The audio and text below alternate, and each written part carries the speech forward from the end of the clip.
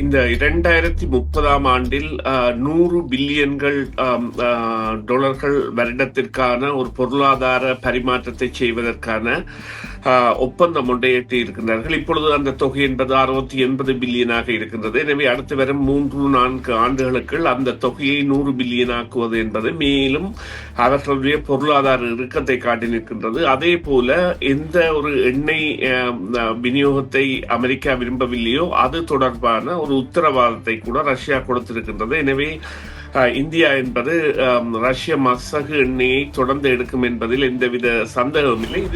இவ்வாறு உக்ரைன் போர் எட்டப்பட்ட பொழுது ஒரு யுத்த குற்றவாளியாக கருதப்பட்டு அவருடைய பயணங்கள் தடை செய்யப்பட்டனவோ மற்ற நாடுகளுக்கு அல்லது அவர் கைது செய்யப்படலாம் என்ற கேசியம் இருந்ததோ அதற்கு பிரகான முதலாவது இந்திய விடயமாக இது இருக்கின்றது. 2022ஆம் ஆண்டு அவ்வாறு ஒரு நெருக்குதல் அல்லது 2022-23ஆம் ஆண்டுகளில் அவ்வாறான ஒரு நெருக்கடி நிலைக்கு அவரது பெயர் தள்ளப்பட்ட பொழுது அவர் தென்னாப்பிரிக்காவிற்கு பிரிக்ஸ் மகாநாட்டிற்கு சென்றால் கூட கைது செய்யப்படுவார் என்கிற நிலைமைகள் எல்லாம் மாறி தற்பொழுது சாதாரணமாக சகல நாடுகளுக்கும் சென்று வருகின்ற ஒரு நிலைமை ஏற்படுத்தப்பட்டு அதன் ஒரு பரிகாரமாகத்தான் இது பார்க்கப்படுகின்றது. உக்ரைனும் ரஷ்யாவும் இருந்து பேச வேண்டிய இடத்தில் அமெரிக்கா 2 நாடுகளுடனும் தனித்தனியே பேசுகின்றது. இஸ்ரேலிய பிரதமர் பெஞ்சமின் நெத்தனியாஹு கூட நாடாளுமன்றத்தில் உரையாற்றுகின்ற பொழுது இந்தியா தனக்கு மிகவும் நண்பன் என்றும் தனக்கு எப்பொழுதுமே ஆதரவாக இருப்பதாகவும் இந்தியாவுடனான நட்புறவை தான் என்றும் பேண விரும்புவதாகவும்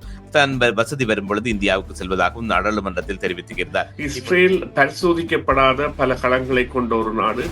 இந்தியாவை பொறுத்தவரையில் தனது செயற்பாடுகளையும் தனது தொழில்நுட்பத்தையும் மேற்கொண்டு அது செய்வதற்கான ஒரு நடவடிக்கையாகவும் அதேவேளை தனது பிராந்தியத்தை தனது கட்டுப்பாட்டிற்குள் வைத்திருப்பதற்கான சகல இத்தியாதிகளையும் கொண்ட ஒரு நாடாக, அதாவது இந்த ஒரு துணை கண்டம், அந்த கண்டத்தில் சகலவற்றையும் தனது கட்டுப்பாட்டில் வைத்திருக்கக்கூடியதாக அல்லது கண்காணிக்கக்கூடியதான ஒரு நாடாக வளர்ச்சிக்கு கொள்வதில் அது நிச்சயமாக வெற்றி பெற்று வருகின்றது என்பதை நாங்கள் காணக்கூடியதாக இருக்கின்றது.